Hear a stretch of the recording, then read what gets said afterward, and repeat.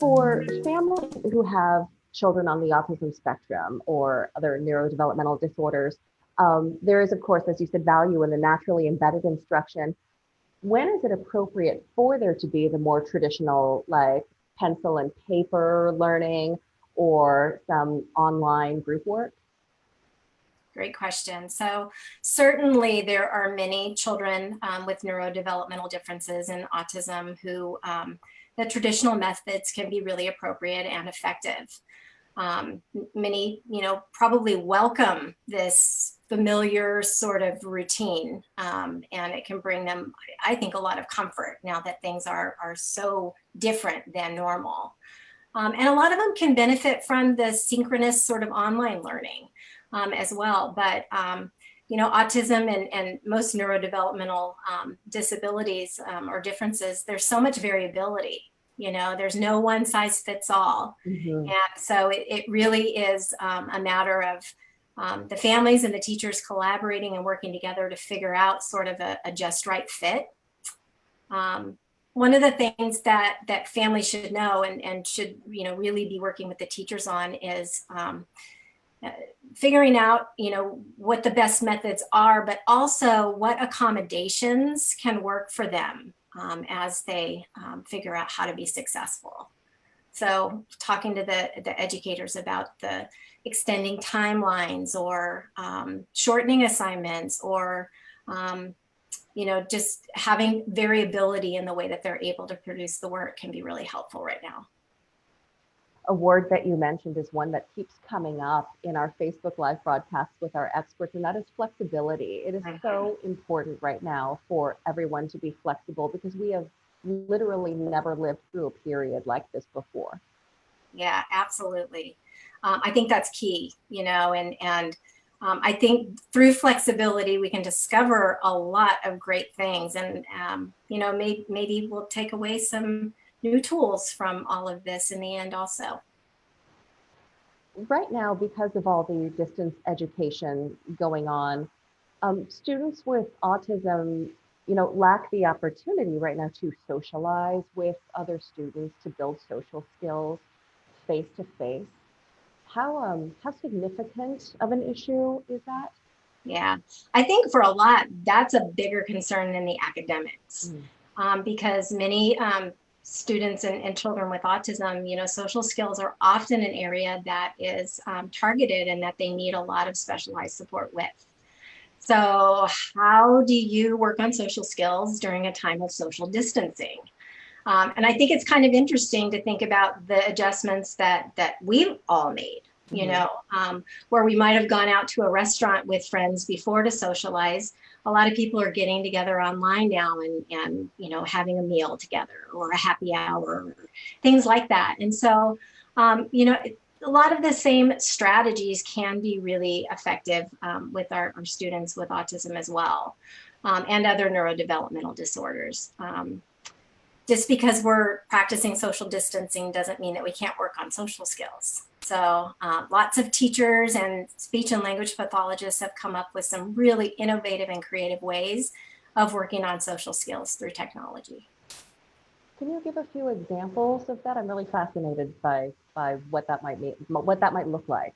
Yeah, sure. So one example is for a speech and language therapist or a teacher to host a game time online and invite students to play games together.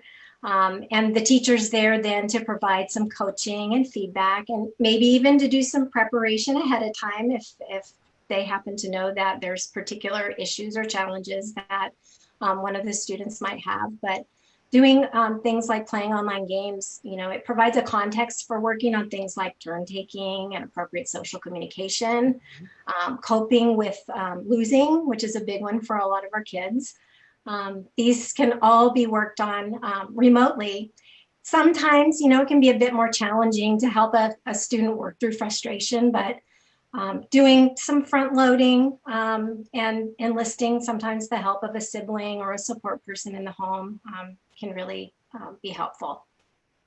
One of the other cool programs that I heard about recently We have a lot of schools that during, sort of traditional schooling and brick and mortar methods run things like peer mentoring programs or peer buddy programs.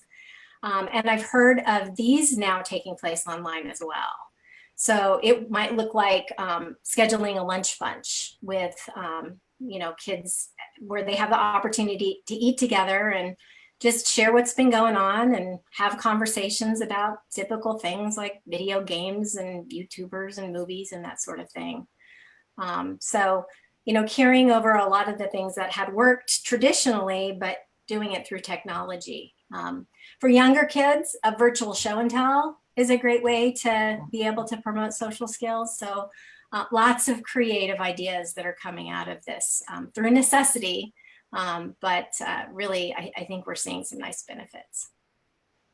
And it just goes to show something that we've been talking about here, which is that physically distant doesn't necessarily have to mean socially distant. Absolutely. We are hearing expert advice for families of children with autism during this period of distance learning. And our guest today is the UC Davis Mind Institute's Patricia Schetter. And we welcome your questions in the comments, and we will do our best to answer them during this broadcast. Patricia, in your own practice, what are you hearing from families as their biggest challenge right now?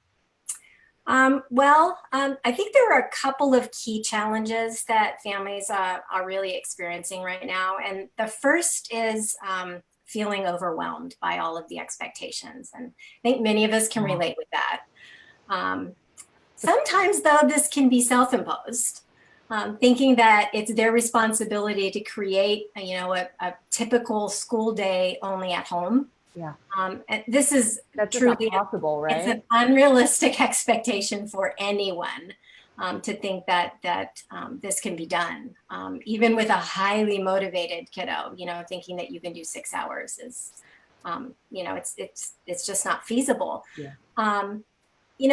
But really, I think the primary goals for everyone right now should be health, safety, and social emotional well-being. Mm-hmm. And, if you can squeeze some meaningful learning in there too, great. But we don't want the learning and the homeschooling and the distance ed to be an added source of significant stress. That would be good for no one. So, we've really been advising families and teachers to pick the top priorities and figure out how to work on those and how to embed those, and kind of go slow to grow. You can build on some successes rather than having a lot of frustration and failure. So again, asking teachers to assist with modifying assignments, giving extra time, extending due dates, asking for some flexibility in terms of how the work gets done and when the work gets done. Yeah. Can help alleviate some of that.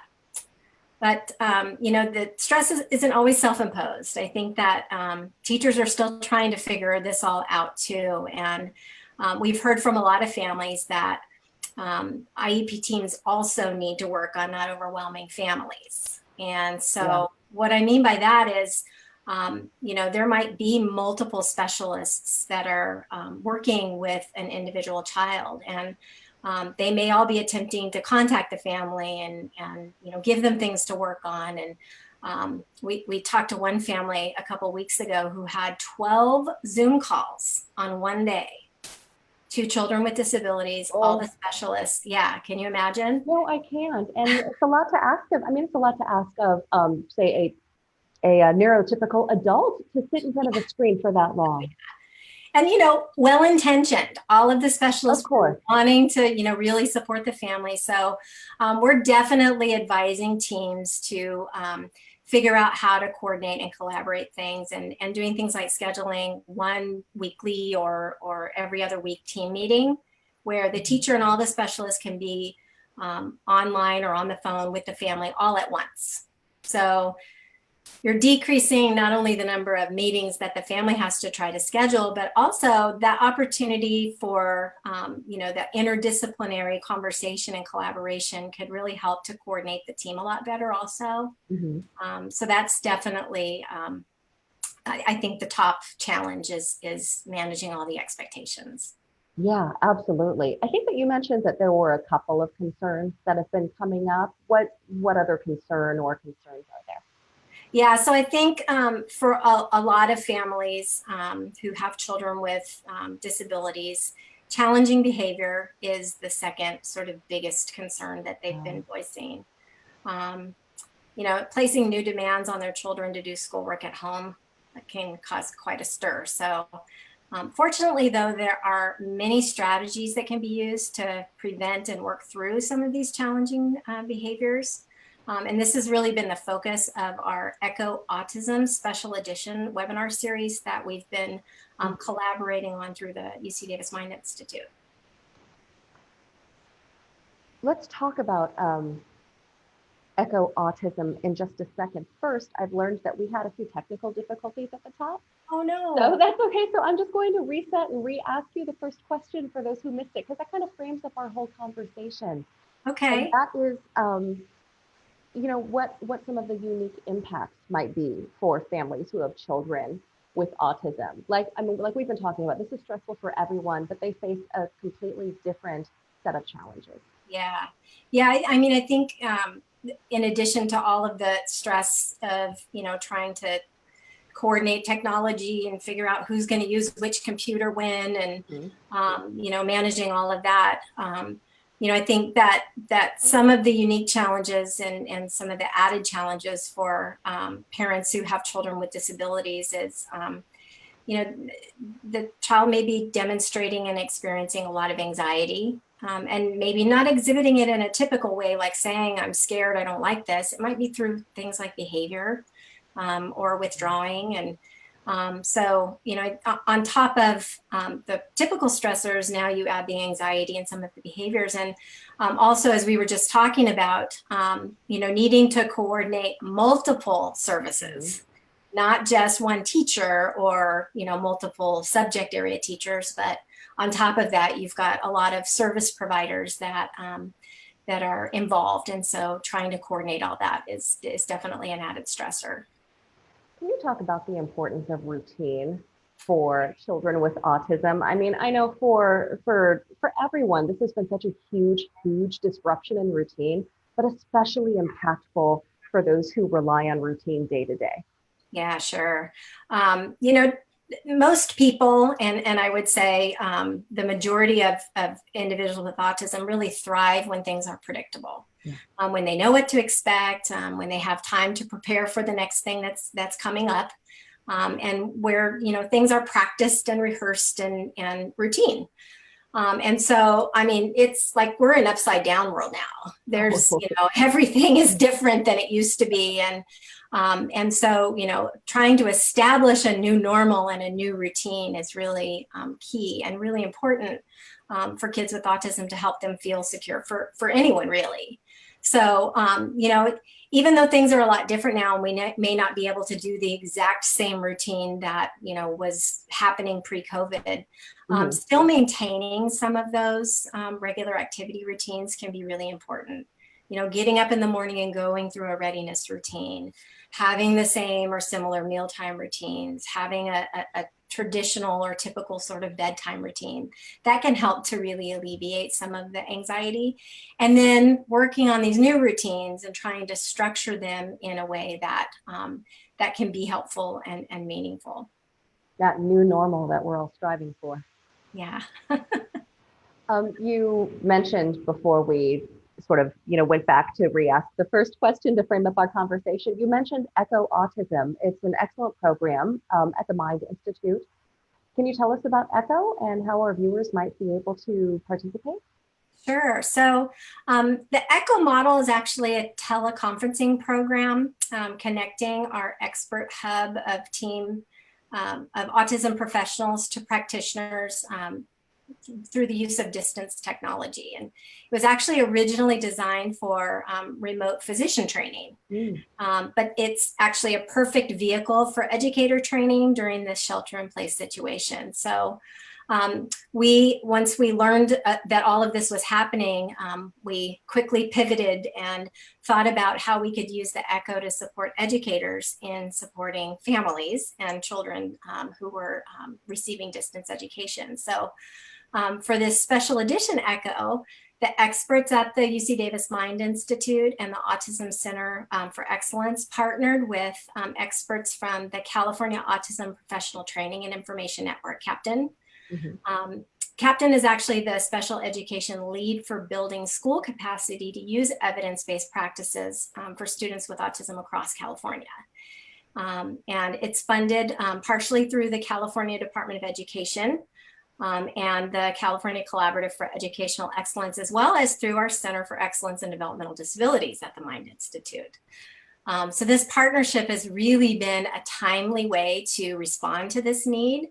And I helped to coordinate the CAPTAIN network along with Ann England from the Marin County SELPA. So we were able to really, sort of pull together the resources and make this happen.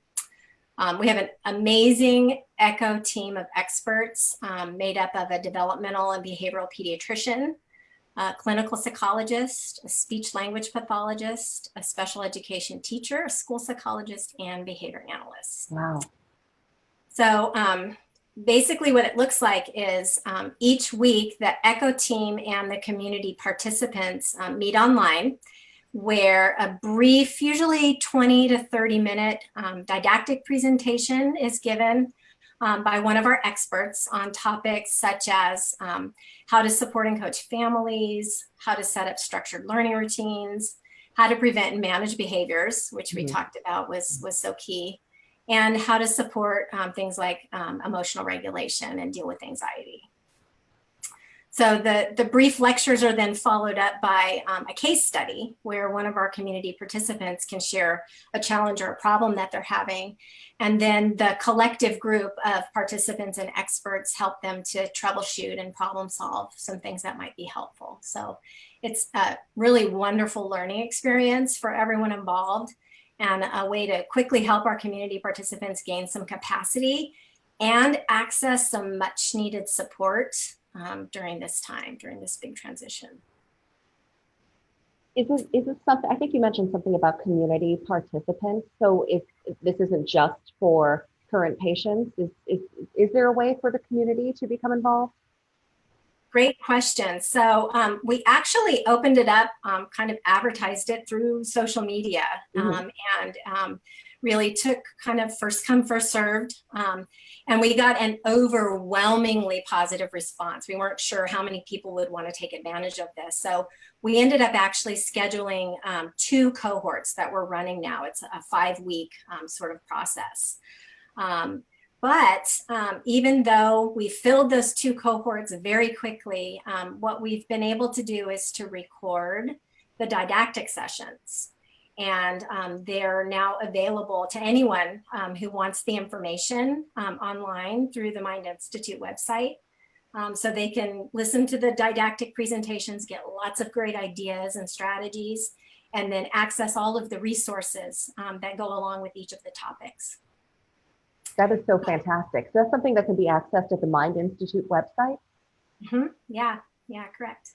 And I'd actually be happy to share some of the tips that we've shared during our ECHO, if we have time. Yeah, absolutely. I would love to hear that. Okay. I'll share my screen. Okay. And then I'll just show you an example of some of the strategies. And of course, there's more information, more detailed information about these strategies on the Mind Institute website by accessing those ECHO modules. Oh, this is so cool. Yeah, so this is one of the first things that we talked about with the ECHO group is methods and strategies for setting up those learning routines and those schedules. And this is a tool called an activity matrix that we explain really in depth on the ECHO module. But in essence, it's a tool for being able to sort of map out the family's daily activities and then talk about how to embed all of those different goal areas, like academics and communication and social skills throughout the day. So this is sort of a starting place because it helps, everyone sort of see what's really going on and where can we realistically embed some instruction during the family's routine. We also talk about and give resources for how to set up visual schedules. You know, it's incredibly helpful to have a concrete visual reference about what activities are expected and what are going on throughout the day. And these are just a couple of examples of visual schedules. The one on the left has some iconic representations of the activities as well as the words. And the little butterflies are the way of being able to indicate when that activity is finished. Yeah. The example on the right is kind of a traditional checklist, right? Made for someone who is a reader. But it provides an orientation to the activities and the order that they're happening, and gives everyone a way of knowing when they're finished also. One of the other things that we recommend and that we talk about on the Echo is setting up a work area or a workstation. That looks familiar. Trying to figure out, a location that could work, where academic activities and sort of more focused and structured activities can take place if that's part of the program for the child. And, you know, of course, ideally there would be a designated place with all of the resources and materials set up so the child knows when I go there, this is what's expected of me. But, you know, the reality is that we're all working in one shared space right now. And so it may be the dining room table that's the workstation at certain times of day. So on the right-hand side, we have an example that shows, you know, just a little privacy screen with some visual prompts about, you know, how to stay on task and how to stay focused on work and that sort of thing. I love that privacy screen. In my son's classroom, they call that the office. Put up your office. Yes, it's incredibly effective when there's a lot of distraction or potential distraction going on. Mm-hmm. I think the adult version is a cubicle. I think that's we also go over how to help structure work a little bit, so that when the student comes or the child comes and sits down to do you know, work, they know what work do I have to do, how much work do I have to do, when's it finished, and what can I do next. So these are some examples of something called a structured work system that helps to manage workload and keeps the independence and the productivity happening. I like that little inbox finished box. Yeah, so on the left-hand side is all the work that needs to be done. And when it gets done, it goes into the finished pile, right? And the bottom right is very similar. It's just a folder instead of the work bins. The to-do work's on the left and the finished is on the right. We also talk about using countdown methods, because transition can be really, really hard for individuals with neurodevelopmental differences and students with autism. You know, if you're able to provide some pre-warning that a change is going to happen and give a concrete way of being able to sort of count down, it tends to make transitions a lot easier.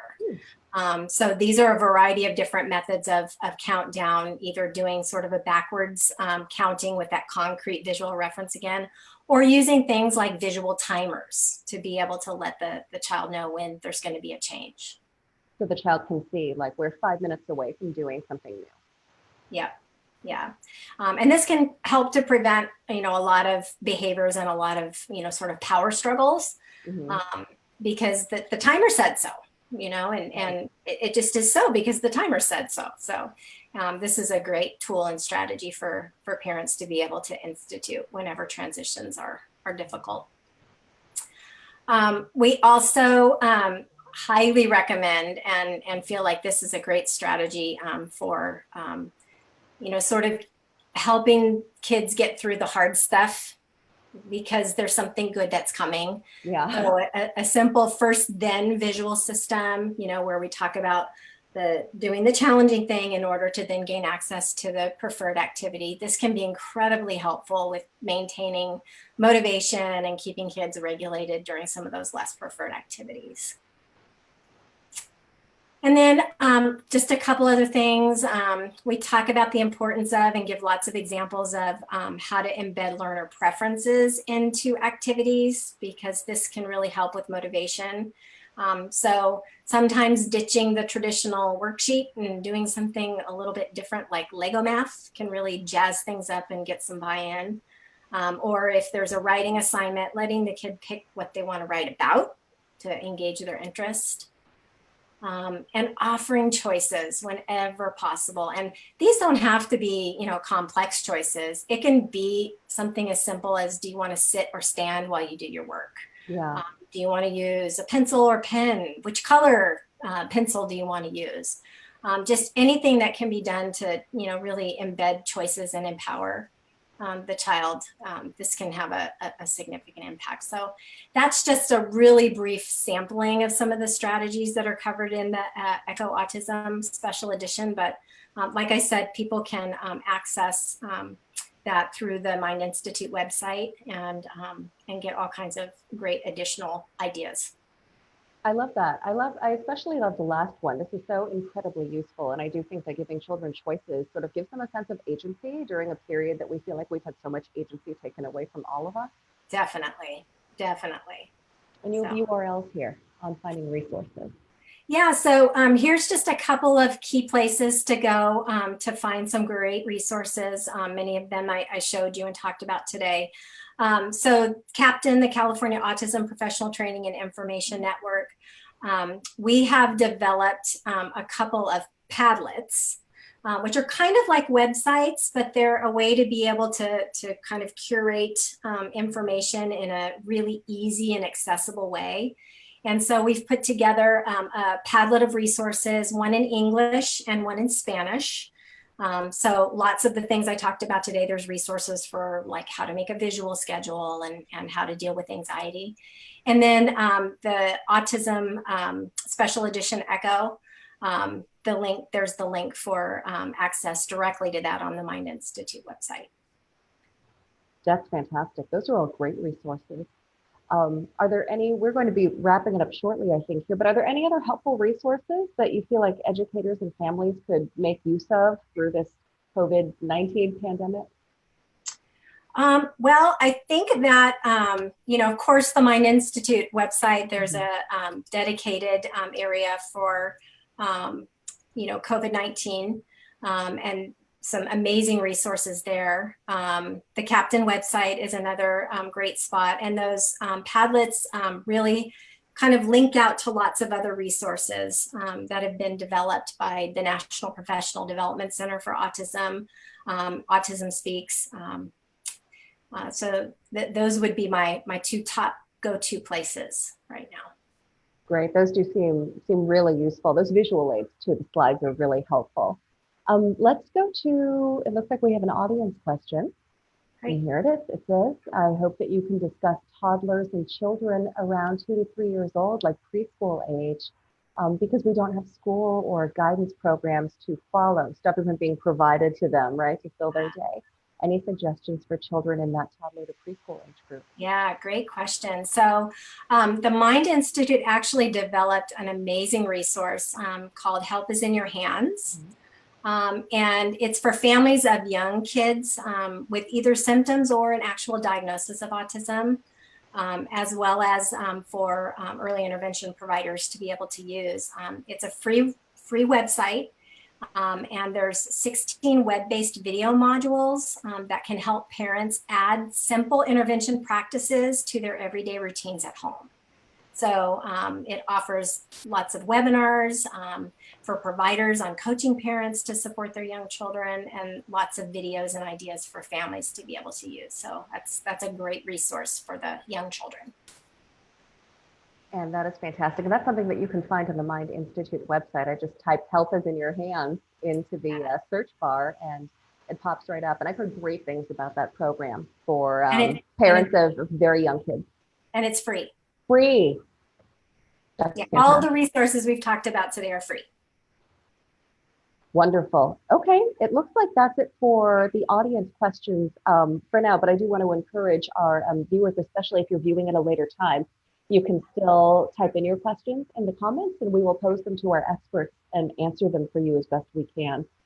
Patricia, this has been so useful. Do you have any other information that you'd like to add before we go? No, I think just maybe some words of encouragement and advice. Hang in there, do the best you can. There will be an end to all of this, and I think things will return to normal, but I do hope that there are some takeaways from this. that, kind of lessons learned and things that we will continue to do even after the crisis is over. Like, parent professional collaboration and using technology in really meaningful ways that I think we've all now been sort of forced to learn and discover. Oh, yeah. I'm hopeful that that there'll be some great innovations that come out of all of this that everyone can continue to benefit from. I think you're right that people are sort of having these takeaways, these realizations as they're going through their daily lives. And I think one of the most valuable things that we've learned, as we discussed earlier, is the importance of flexibility. And also our chair of psychiatry wisely said not to try to chase perfection and have a perfect outcome and perfect day, because we don't even know what perfect looks like. It doesn't seem to exist in our current environment. So true. So true. Patricia, thank you for being with us today and sharing such great information. Thank you. And thank you for joining us. Thank you for joining us for this UC Davis Health Facebook Live. As we said, if you have more questions, feel free to type them in the comments. We'll get them answered for you.